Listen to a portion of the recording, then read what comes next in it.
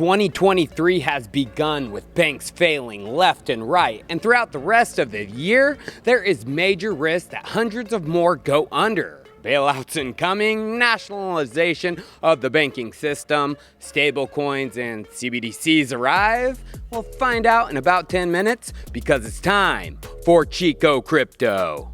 Whoever thinks the economic climate of the United States is doing okay has to be kidding themselves. Major banks across the United States are collapsing because they over-leveraged their customers' assets. Looking at this table, we can see 3 of the top 4 bank failures in the history of the United States have happened this year alone. Signature Bank, the 4th largest, Silicon Valley Bank, the 3rd largest, and what just happened a few days ago, First Republic Bank, the 2nd largest. Combined together, their failures equal over $500 billion, which as we can see is almost more than the other top 20 bank failures through 1988 to 2010 combined. Something isn't right. Something is very, very wrong. The proof of the pudding's in the eating. The proof is right in the pudding from the latest failure, the 2nd largest in the history from First Republic Bank. From this Reuters article, we can see what went down. Jamie Dimon and his JP Morgan Bank bailed out First Republic and the FDIC, the Federal Deposit Insurance Corporation, whose sole job is to maintain stability and public confidence in the U.S. financial system. The article states, in the wee hours of Monday morning, however, Jamie agreed to take mid-sized First Republic Bank out of receivership from the Federal Deposit Insurance Corp. It relieves pressure on taxpayers for now and should benefit his mega bank shareholders, but suggests U.S. authorities don't have a handle on how to rescue collapsing lenders without further entrenching a risky, too big to fail mentality. The FDIC, whose job is to stop these types of things, couldn't do it themselves, so they relied on the mega bank JP Morgan to bail them out. Bailouts by JP remind you of something. Should I be worried about Bear Stearns in terms of liquidity and get my money out of there? No, no, no. Bear Stearns is fine. 15 years ago, 2008, JP Morgan did a very similar thing. They bailed out Bear Stearns, the investment bank, in March of 2008. But this goes further than just a bailout. This is a slippery slope which will lead to the nationalization of the banking system. What do I mean by nationalization of the banking system? Well, the too big to fail banks are going to take over the entire banking system within the United States. This, of course, includes JP Morgan, but also 6 others: Bank of America, BNY Mellon, Citigroup, Goldman Sachs, Morgan Stanley, State Street, and of course, that naughty Wells Fargo.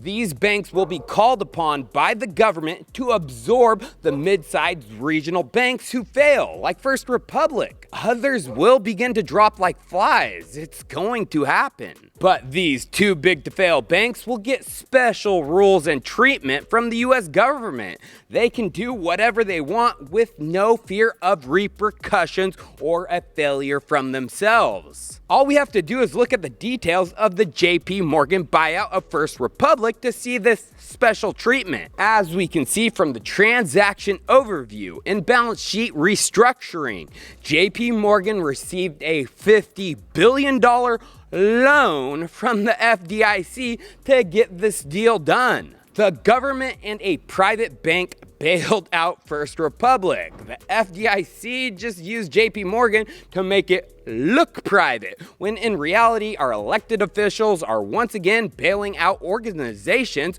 who should be allowed to fail and collapse. Although this is all a part of the plan, the Fed is going to keep raising interest rates like they probably did today. I shot this video yesterday at the FOMC meeting. They want these small and mid-sized banks to fail so the too big to fail banks can sweep them up, creating a nationalized banking system who appears private yet is fully controlled by our U.S. government. Just look at the stocks of regional banks in the U.S. yesterday. plunging and plunging further. PacWest down 36%, Western Alliance down 31%, Metropolitan Bank down 27%, Home Street down 23%, and the blood continues for others. They're looking to privatize the gains of these banks and socialize the losses. That $50 billion loan to JP? It's got to come from somewhere. It's coming from the U.S. taxpayers. We are bailing out First Republic,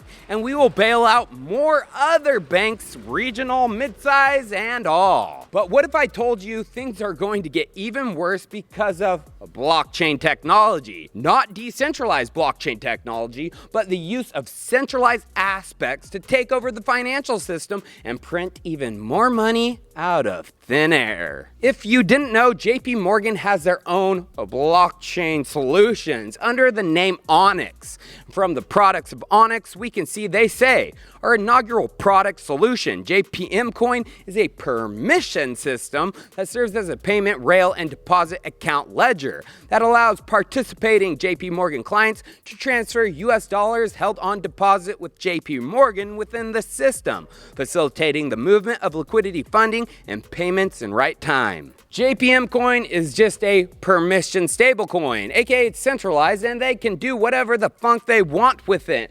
Print more, delete balances, block accounts. Chico, they would never do that. The too big to fail banks are the most trustworthy in the world. Yeah, fucking right. Speaking of too big to fail banks across the world, one of them has the ability to do just that. Create money out of thin air right now. That bank is Société Générale from France. From this Cointelegraph article from just a couple weeks ago, we can see a subsidiary of Société Générale has created a euro-pegged stablecoin on Ethereum. From the article, it states Société Générale's Forge has launched Euroconvertible, the euro-pegged stablecoin for qualified institutional clients. Wait, isn't that bullish? Ethereum is a decentralized network. How can they create euros out of thin air, Chico? Well, you have to dive down the rabbit hole a little and understand Ethereum Smart Contracts. Here is the Etherscan contract for Euroconvertible. Nothing seems out of the ordinary, but digging into the smart contract code for the stablecoin and searching by approve, we can see that this is a fully centralized coin. Approvals are needed to use it.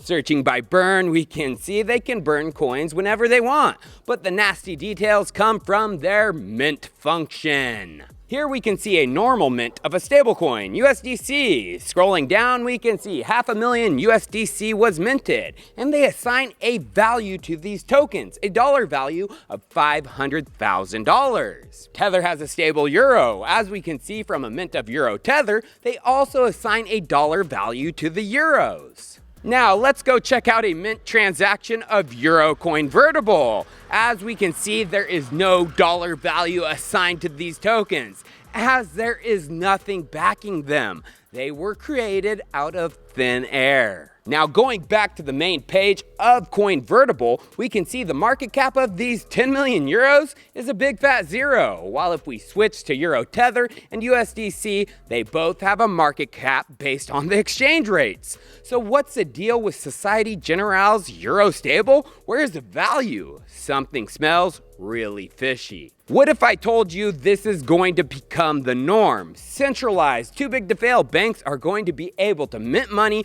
on blockchains, permissioned or decentralized on a whim with nothing to back their stables. And JP Morgan, they are in on it too. Like I said, they have JPM Coin. But guess who they are partnered with to develop blockchain infrastructure? None other than Société Générale. This will be a way for the banks to bail out each other without government intervention, even though it will be the governments that allow them to do this. They already are. And they can buy up all the crypto without a dime attached to it. It's evil, but it's coming. Cheers. I'll see you next time.